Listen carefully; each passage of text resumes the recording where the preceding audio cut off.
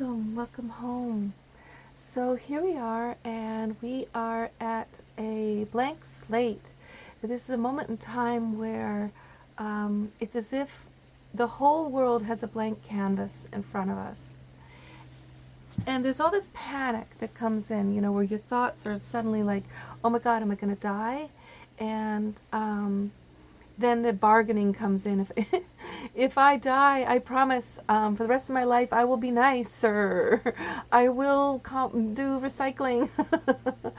But let's go deeper with this, okay? Because I actually do believe that we're in a moment where we can appease the gods in a whole new way. We have angered the goddess of the earth. Obviously,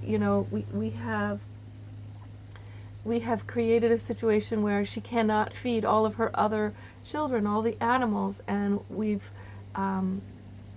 displeased the gods. So there's many religions out there, and some will say, okay, do a whole bunch of Hail Marys or beg and plead. But I come from a much more indigenous perspective, more of a Native American sentiment. What I feel is that here we are, we're in times of world catastrophe. You have climate change, you have the coronavirus. The ancient way, like of the Mayans, where they would just like murder a lot of people, like human sacrifices, bloody hearts, and then, the other cultures where maybe it wasn't humans, but it was still like animal sacrifice, a lot of it. That's sort of like, you have to look at which God are you praying to, like on Mount Sinai, the advice was go murder and massacre, rape and pillage. That was the advice. Well, that's a very jealous and vengeful God. If you get advice like that, you have choices. You can say, no thanks. Actually, that's creating the world I don't want to be in. So if you want to appease gods that are related to you, and you're not necessarily religious, but you are a little maybe, you can look at the earth. The earth is feeding you all the time. You can look at the wind. The wind is basically, sometimes it's wild, and sometimes that wind brings those gentle little clouds of the rain that your garden needs, and then when a fire is blowing, or too much rain, it'll blow away the clouds, bring back the sun. That's called the gentle wind of the goddess, they say. So I like to call in the goddess energy because she's always gentle and she's always looking out for all her beings, all of her babies, but especially humans.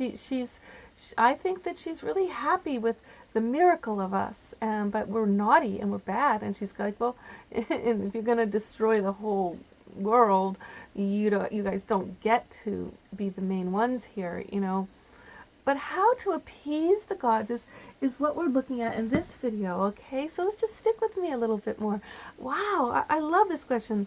So if you look at Africa, right, and the ways that some cultures have done a great job of this interaction with the other spirit world and appeasing those energies, there's always been this drumming and dancing in which there's this communication between the ancestors, and I've been there when you can hear the ancestors singing in the other realm. You can hear them here as the drums reach these certain rhythms and octaves, and the dancers allow their bodies to be sort of taken by the ancestral chi. And that's an exchange that goes to the other world. That's a great job of appeasing the gods. So we've basically, as a world, become so materialistic that we're just taking and we're not exchanging. So this is our challenge now. How do we live as beings in exchange when we've gotten so far from it? And our religions tend to be more like, okay, abstinence, no sex, Lent for a long time, like self-flagellation, isolation and celibacy, and this is. But the thing is, that's not really an exchange with the gods, because maybe on some level, by not having as much pleasure, that makes happy a very vengeful, punitive God who wants more misery on the planet. But if you want to be involved with an energy that can protect you and bring life and bring abundance, it would be a goddess, God energy that is very celebratory. So getting back to the ways of the ancient people, let's look at the Aboriginals. The Aboriginals would do these bark paintings. They would paint from the dream time. They would see images of these magical beings in the other world, and then with little dots, they would paint these bark paintings that were actually portal windows where spirit could come through their painting to this world and tap in, and vice versa. Through looking at the painting, you could tap into the other world. So there's an exchange there, right? Let's look at the Tetsujil people of Lake Atitlan in Guatemala, how they had, rumor has it, these long rituals that were stories, where a whole story would be enacted for the gods of the gods' creation story. And that story, with flowers and songs and dances and beautiful royal costumes, would go in exchange, right? In exchange with a very loving god they were involved with, which was their lake was considered like the umbilical, the belly button of the world. It certainly was the belly button of a very heavenly world that they were living in. If you look at the African American church, even those services, the ways the songs are sung are so emotional, are such a release of divine joy and sadness and all of these feelings. There's an exchange going on in the giving. It's not, you're both receiving and giving at the same time. So what I want you to do is, you want to find your exchange, right? That's natural to you, that's of your tradition, of your truth. And we're in an experiment now, because we've lost the ancient ways. It used to be the gypsies would take their tambourines, they would go out into the field, and they would start tambourine dancing, and then one woman would be taken over by what was called the tarantula, and the tarantula would bite her, and spiritually, and she would go into conniptions of erotic dancing, and then the whole gypsy group would go into a time of reveling in the erotic that the woman had brought forth. So the erotic energy, we know erotic energy brings divine energy, and if you're really in a tantrically orgasmic relationship, you're already exchanging with the cosmic world, because it's such a cosmic event to go into orgasmic space. We know we open into a realm beyond our mind, right? So when you have those thoughts of panic, like, I'm going to die, I don't know, I'm afraid of death, at that moment, what I think would be nice for you to do is, you can do that bargaining thing where you go, if I get to live one more day, I promise I will dance in the morning, do something of exchange. I will go out into nature and I will hug trees and thank them. I will, what is the one thing that you could promise that would be an exchange? And by promising this, even though it's kind of like bargaining, it's kind of like denial, it's also aligning yourself with, this is the new people we need to be. We need to be the new people that are in exchange with the spiritual realm, with the unseen world, but also with each other. See, so the prayer is not so much, please God help us. The prayer is, please God help the humans to help each other. So when you align with your exchange, you can say, if I'm granted one more day to be here, I pledged I'm going to help others in this way. This gift I have that I've never really given, that I've never taken seriously, I'm going to give it. Oh, that's beautiful, isn't it? So beautiful. Because here it is, we are we're opening up. Our homework is that we're in a blank canvas and we all get to paint it. And this idea of the new Green Deal is a great way to start. If you look, if you just go watch Andrea Ocasio-Cortez for a little while and feel her energy fill you up with the promise and the belief in this new reality, it's the new Green Deal concept is all about exchange. It's all about exchange with the whole world and with nature. What else did I want to tell you? Share with you? Well, there's a really funny story about how the exchange happened in Mexico one time when I was there. It's called The Legend of Tepozteco.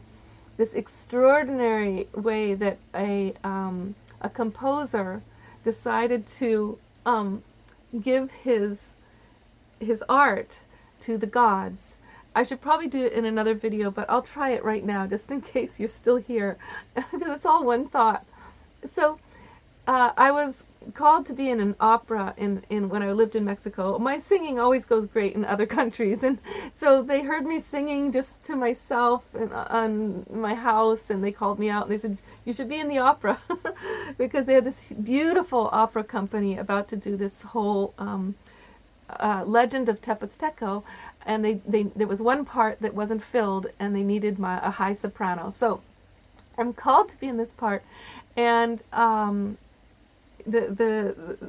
what the composer of the whole opera says to me is, I want to offer this opera to Tepozteco himself, to Quetzalcoatl. To Quetzalcoatl. The Legend of Tepozteco, I'm going to offer it to the Hecate Quetzalcoatl of the wind, and Eve, I want you to be the shamaness along with being one of the star opera singers. And I'm like, oh my God, I can't believe it. It's so great. I'm going to be a shaman too. So ridiculous, because, this is big stuff. He's going to offer an opera, right, to the wind, Hecate Quetzalcoatl. That's the rainbow serpent of the wind. Well, people usually give a little offerings, a bundle of roses here and there, and blessings come to their lives. But to offer an entire opera with hundreds of singers and a whole orchestra, and it was an unprecedented idea. So I said to him, that sounds like a little scary. Like, maybe you should just give some roses to Hecate Quetzalcoatl to bless your opera, but don't offer the whole opera. We don't know what that's going to mean. And he's like, don't think about it, Eve. I'm busy. So I come down with the chicken pox immediately, and it goes along with me feeling really chicken, right? So I'm kind of glad. So I'm stuck at home with two little kids who have chicken pox too. I don't get to be in the opera. But what happens is my friends go to the opera when it's put on, and that night it's set outdoors in the cliffs of these gigantic cathedral cliffs that look like ornate castles. The mountains are so beautiful in Tepoztlan, actually set in Tepoztlan, Mexico. And these huge headdresses, feathers that go out to here, like beautiful royal costumes, right? And one of my best friends, she's the lead now. I gave my part to my best friend, who I love her voice, and he didn't even know about her. She's one of the best opera singers he could have had. And so something happens where the people supposed to take the tickets kind of forget, or they're in the wrong spot when the audience comes in. The audience floods into this outdoor area of seating, and as the opera begins, a wind comes out of nowhere. That's Hecate Quetzalcoatl, is the rainbow serpent of the wind, right? The wind comes and enters the stage, and the wind is taking the opera. He offered it, it's coming to take it. So everybody's voices get distorted on the microphones and destroying the music. The headdresses are going this way. These giant sets of billowing silk fabrics are blowing all over the whole stage. But in the audience, there's no wind. It's totally peaceful. And so the audience gets to watch the wind come to take the opera. Now, why am I telling you this story? Like, Is this a good idea, like in terms of the exchange with the gods? Yes, I think it is. To do art for the gods is the best way to make the exchange, rather than bloody human sacrifices, animal sacrifices, abstinence, you know, flagellation. This is a much better way, but you wouldn't believe how far this goes. So now the wind does all this stuff, ruining every person's song and distorted. And then when the indigenous dancers come out, who are supposed to be like a bit part, like this little background dancers, the wind stops. All of their songs are heard perfectly. All their dances are undisturbed. They become the star of the show. And in the end, you know, all the sets are demolished. The whole thing is, after the indigenous dancers do their perfect little parts, the rest of the opera is just completely destroyed on stage. The lighting, everything, and the audience is just sitting peacefully watching the whole thing. There's no money that the composer made out of this. The directors, all their money was lost. The people taking tickets forgot or were in the wrong spot. There was no money. It cost them thousands of dollars to mortgage their houses that was supposed to be paid back by the tickets. He was, so I went to visit him and I said, "Oh my God, how are you?" Like, I visited his wife. I mean, what a disaster, And the woman, I have to say, she just looked absolutely blissed out. She said, "I don't know how to explain it, Eve, but this blessing came into our lives that is so profound. It is so healing. Like, we have been absolutely blissed out ever since." They did this huge exchange with God, Hecatl that not only benefited their family, but I believe it benefited the entire village of Tepotzlan, Amatlan, Okatitlan, all the surrounding villages. So, if you want to appease the gods in a time of catastrophe, and you're facing a blank canvas where the gods are saying, "Write the story, but what are you going to exchange now?" They're saying to us, "You can write this story, but what are you humans coming to give?" Because the thing is, if we don't feel worthy of existence, if we feel like we're just takers, which is how we really feel, that's why we're so depressed, that's why we have a death wish right now, is because we're kind of grateful for the virus, like we think maybe we should all die, because we don't feel worthy. We feel like we've been takers and that's our human predicament. Humans do take more than other creatures. We do. It's a human predicament. It always has been. So we've always had to answer that question. And that's why you have the Taj Mahal. I mean, it was for his wife. Okay, well, other magnificent structures, pyramids offered to the gods. Okay, those are pharaohs' egos. Okay, well, anyway. You hear what I'm saying? In general, we've always had to face the fact that we need to do an exchange, right? So, here's your blank canvas. Please paint more than just for yourself. Paint a picture of a world you want to live in. Just hold it in your mind, hold it in your heart, and then do a few things that exchange with the spiritual world. Sing a song to a cloud, lay it on the earth and hug her.